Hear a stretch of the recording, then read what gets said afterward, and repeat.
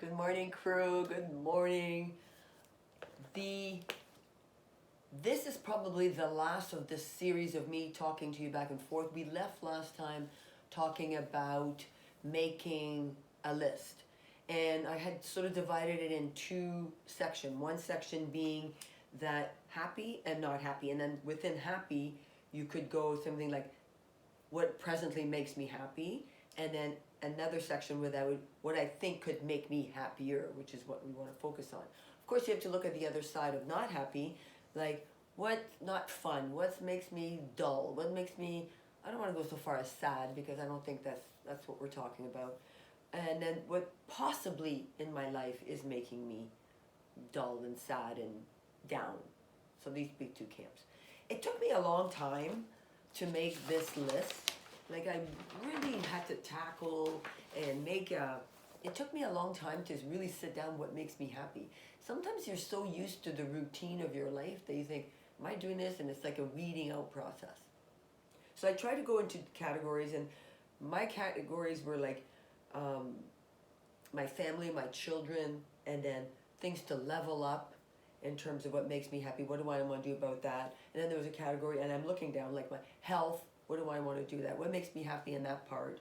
There was like the job, whether part-time, full-time, then the volunteering section of your life, the learning section of your life.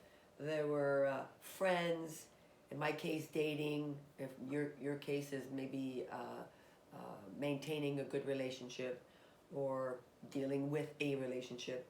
Travel, friends, that sort of stuff. I sort of listed all my categories and then went down and wrote down what makes me happy, that I think makes me happy. And from there, I extrapolated and said, okay, what did I think from those categories, what would make me happier? And I dabbled with the sadness, but I found that was harder to write down, and it was much shorter. So, because I practice of choosing my feelings in each moment, and it is a practice, so sometimes you let it fly off the handle, and I think that would be something that makes me happy when I'm not in control, when I'm not practicing. It'd be saying like, I'm a vegetarian, but sometimes I eat meat. Oops, it's like that. Or I'm I don't know, whatever you do and you fall off the wagon. The same thing with me. That's a practice to me to always try to be in this moment. So you can manifest in each moment. Anyways, that's probably another video. Anyways, and what possibly could make me sad for the future is like financial future, what will happen with this search for a partner, kids moving far away or kids' health. But you don't want to kind of stay there too long because I don't want to give that any energy. So that's the last category. So it was shorter and harder to pinpoint, but certainly the one just before that. So here you go, the 4-part. And then from there, I went to say, why is that all important? Why, we've talked about in a previous video in terms of the self, why it's important, but then I start researching like the macro picture. And in Canada, we have an index of well-being, and I'm sure in the United States and other countries have the same idea.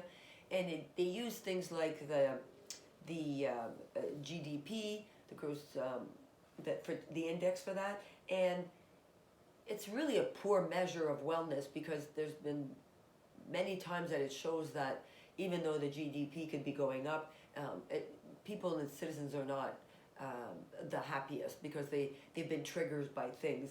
And we see that more and more now with like Brexit or the whole thing with Trump, good or bad, but the whole like explosion of emotion. So the misery level of people go up, and then there's like, it goes even further that we went to wars now in the Ukraine, and so there's just things flare up so much, and that comes from the citizens' core happiness, core well-being.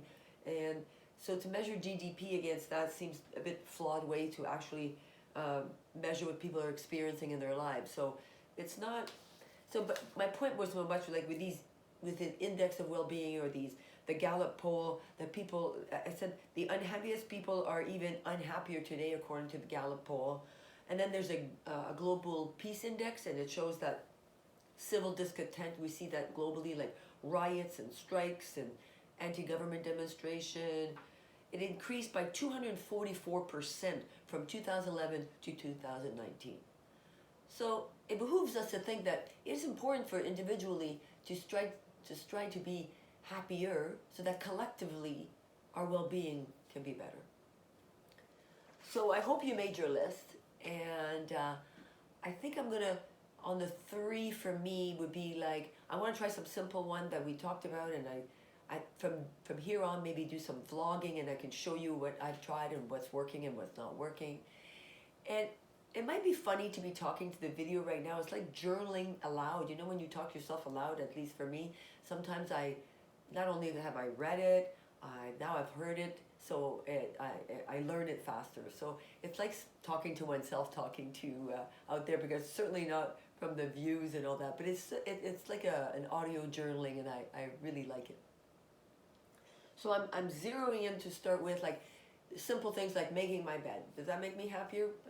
Check. Going for little walks on the spur of the moment. Check.